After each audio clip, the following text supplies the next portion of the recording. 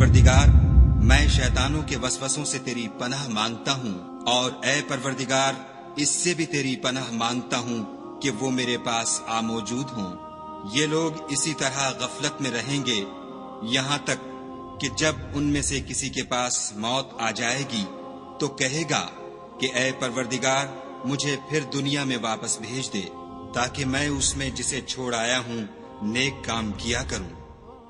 ہرگز نہیں، یہ ایک ایسی بات ہے کہ وہ اسے زبان سے کہہ رہا ہوگا اور اس کے ساتھ عمل نہیں ہوگا، اور ان کے پیچھے برزخ ہے جہاں وہ اس دن تک کہ دوبارہ اٹھائے جائیں گے رہیں گے۔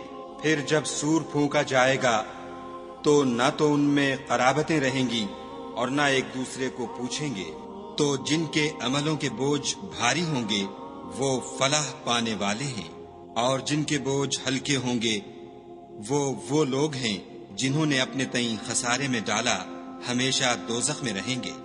آگ ان کے منہوں کو جھلس دے گی اور وہ اس میں تیوری چڑھائے ہوں گے۔ کیا تم کو میری آیتیں پڑھ کر سنائی جاتی تھیں؟ نہیں، تم ان کو سنتے تھے اور جھٹلاتے تھے۔ اے ہمارے پروردگار ہم پر ہماری کم بختی غالب ہو گئی اور ہم رستے سے بھٹک گئے۔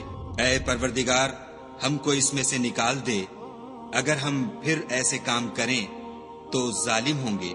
خدا فرمائے گا کہ اسی میں ذلت کے ساتھ پڑے رہو اور مجھ سے بات نہ کرو۔ میرے بندوں میں ایک گروہ تھا جو دعا کیا کرتا تھا کہ اے ہمارے پروردگار ہم ایمان لائے تو تو ہم کو بخش دے اور ہم پر رحم کر، اور تو سب سے بہتر رحم کرنے والا ہے۔